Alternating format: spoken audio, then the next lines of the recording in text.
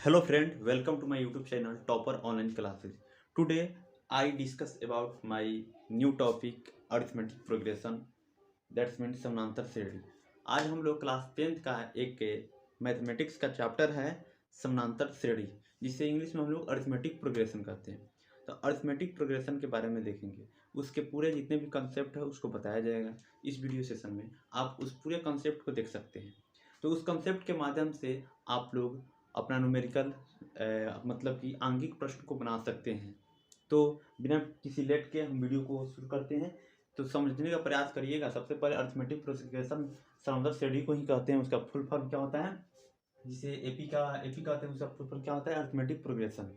इसको हिंदी में समांतर श्रेणी कहते हैं। तो इसमें हम लोग पहले देखेंगे एपी आखिरकार एपी क्या है, उसके पद कौन कौन होते हैं, पद किसे कहते हैं, सार्वमंतर के बारे में समझेंगे, व्यापक रूप देखेंगे, पहला पद देखेंगे, एनवा पद, और उसके सूत्र के बारे में देखेंगे।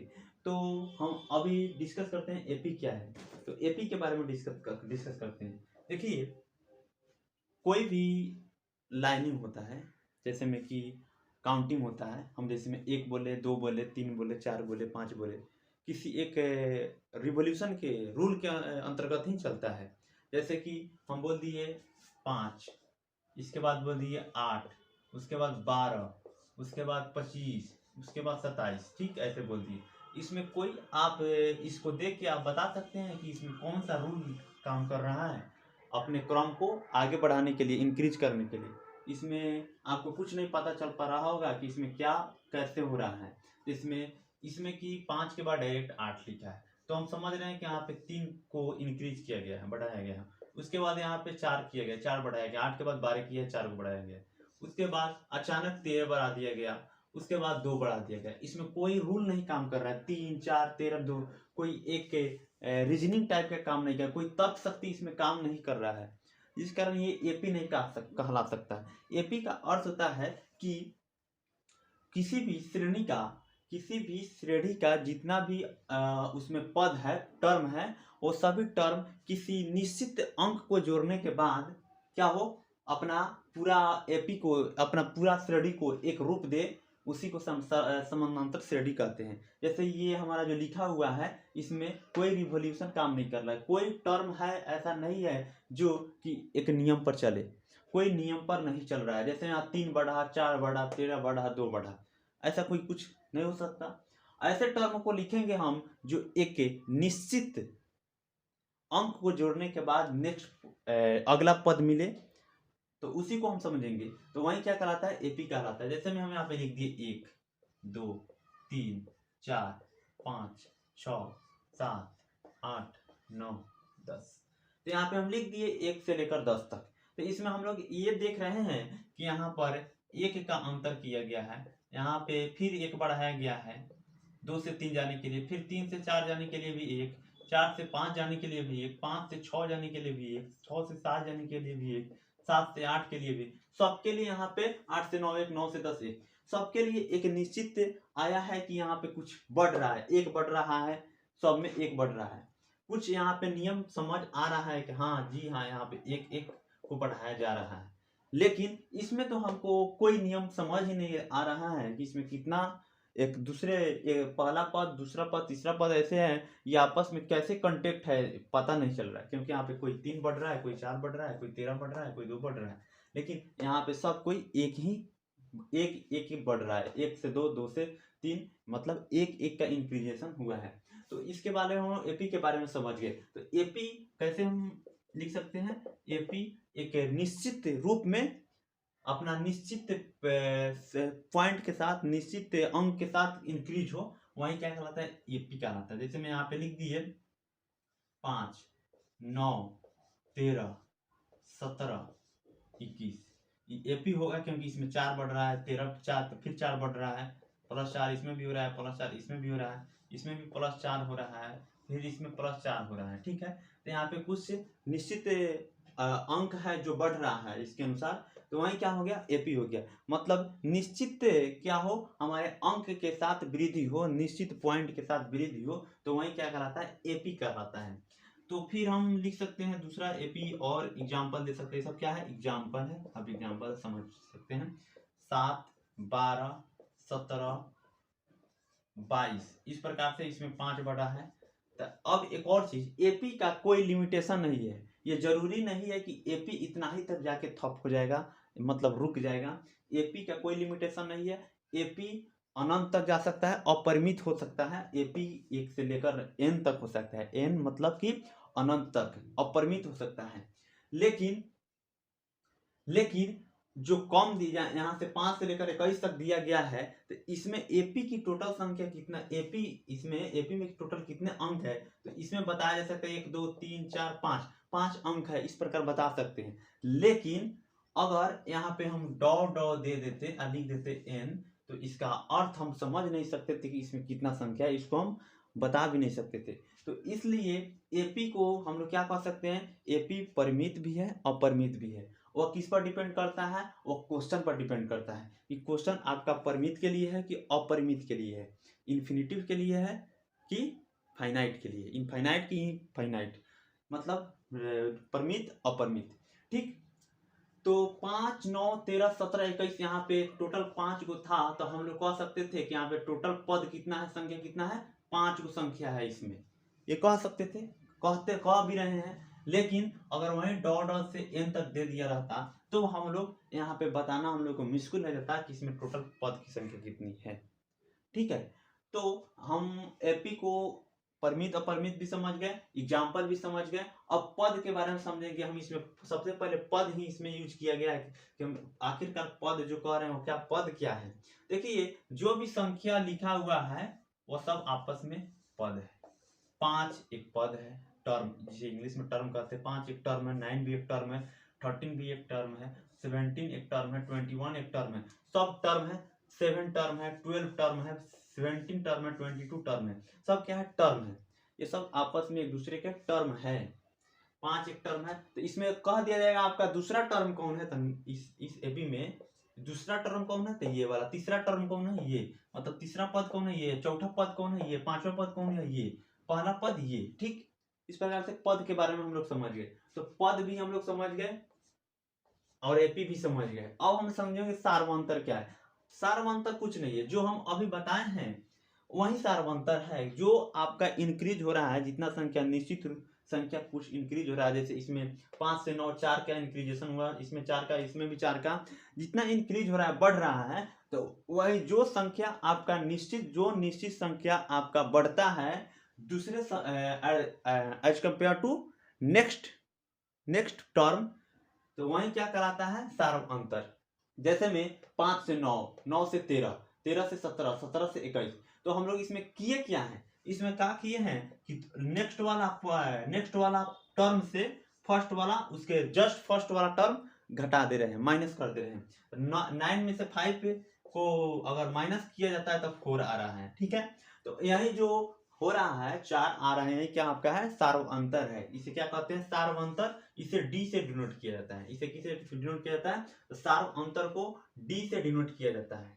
कौन चीज से, डी से डिनोट किया जाता है। और सार्वंतर होता क्या है, सार्वंतर दूसरा पद, मतलब अगला पद में से जस्ट पहला पद, जस्ट पद पीछे वाला पद, जैसे में अगला पद हो गया ये 17, उसके जस्ट पहले वाला पद कौन है, 13 है, तो उसके अंतर को सार्वंतर कहते हैं। मतलब अगला पद माइनस जस्ट तुरंत पीछे वाला पद इज इक्वल टू सार्वंतर, यानी डी। तो इसको व्यापक रूप लिखकर मैं अभी बता रहा हूं कैसे हो सकता है, किसे पहला पद कहेंगे, इनवा पद कहेंगे, किसे सार्वंतर कहते हैं, इस आपको बताया जा रहा है। तो इसका आप स्क्रीनशॉट ले सकते हैं।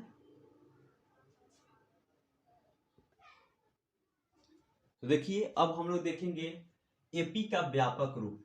व्यापक रूप मतलब जनरल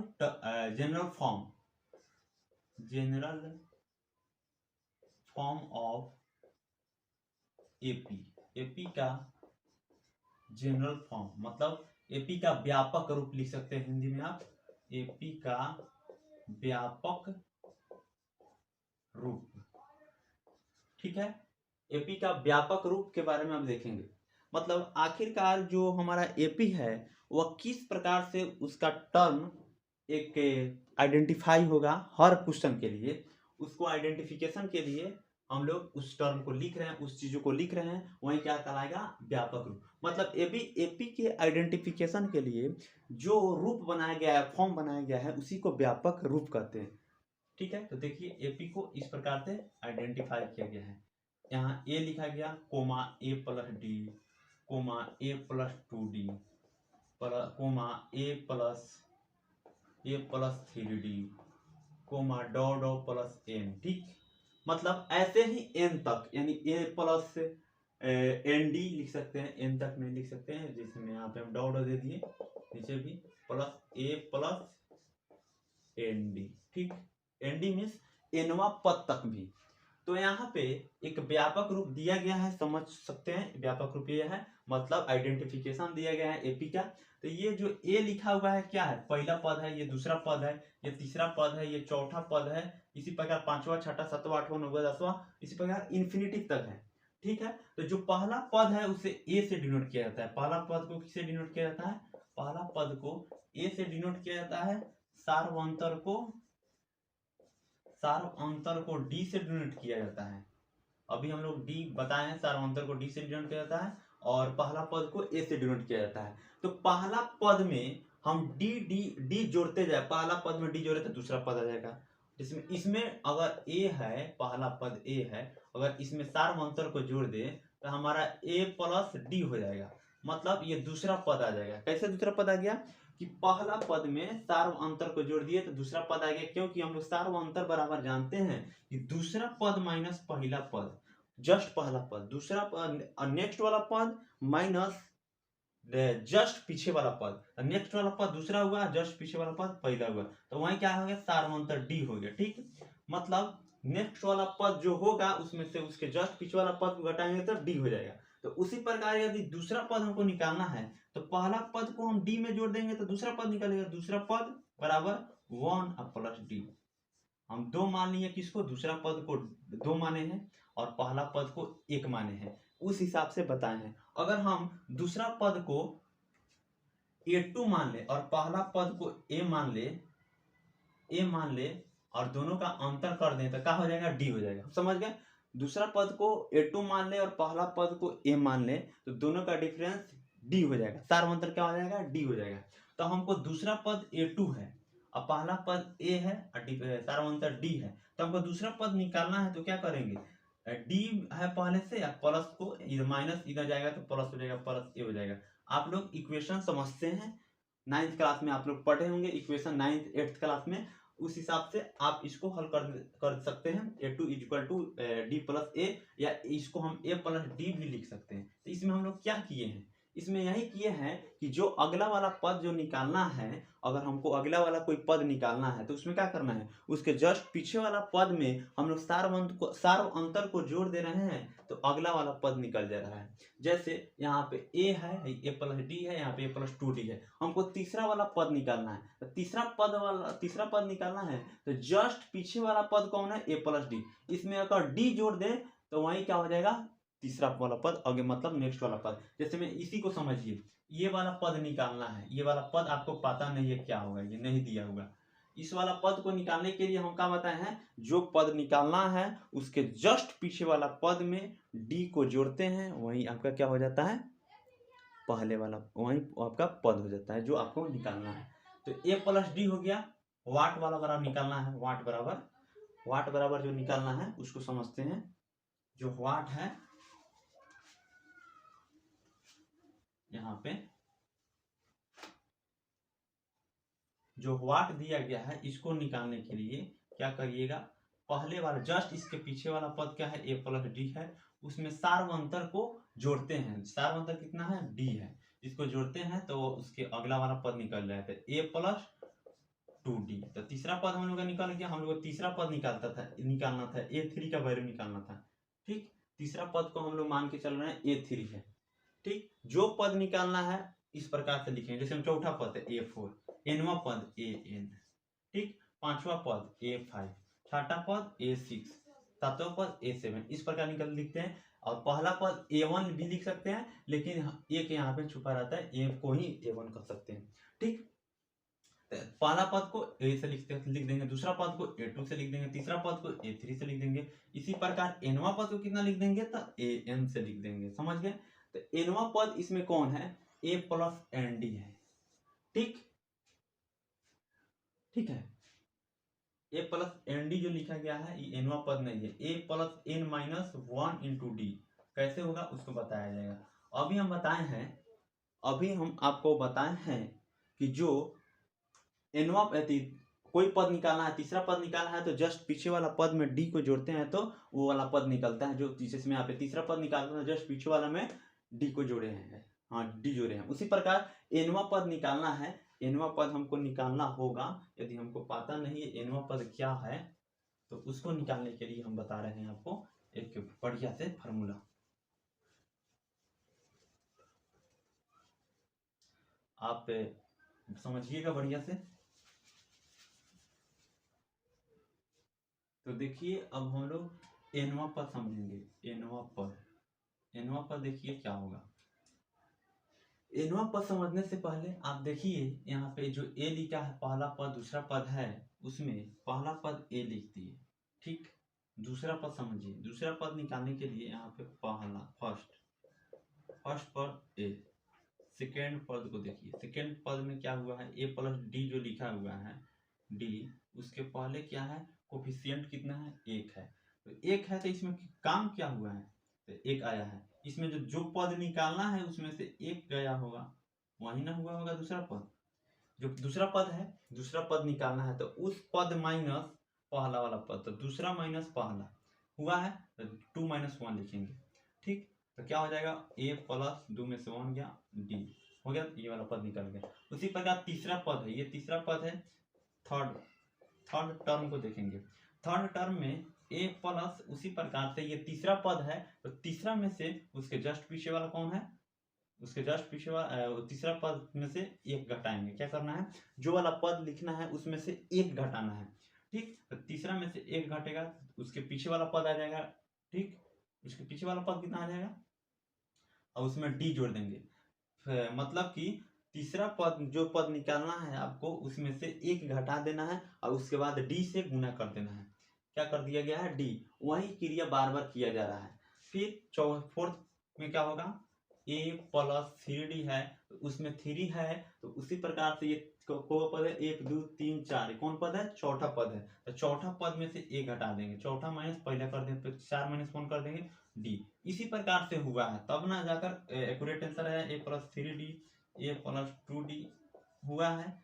ठीक है, मतलब कि जो पद निकालना है उस पद में से 1 घटा दिया जा रहा है। तो हम इसी प्रकार से समझते जाएंगे और एनवा पद पर चलेंगे। तो एनवा पद, जो पद निकालना जा रहा है उस पद में से, उस पद के संग एनवा में से, जिसमें एन है, ये एन अब हमको निकालना है तो एनवा पद निकालना है तो उस पद में से 1 घटाना है। तो ए प्लस इधर रहेगा ही क्योंकि सब में ए है। जैसे में चौथा पद निकाला था 4 में से 1 गया है, उसी प्रकार एनवा पद निकालना है तो एन में से 1 जाएगा, n माइनस 1 और उसके बाद d से मल्टीप्लाई होगा। उसी प्रकार से यही एक फार्मूला बन जाएगा a plus A n minus 1 into D. किसका फार्मूला हो जाएगा? ये किसी भी पद को निकालने के लिए, जैसे में 5वां पद निकालना है, 7वां पद निकालना है, 8वां पद निकालना है, 9वां पद निकालना है, सभी को निकालने के लिए जनरल फार्मूला हो गया। ये जनरल फार्मूला हो जाएगा, general formula of find out the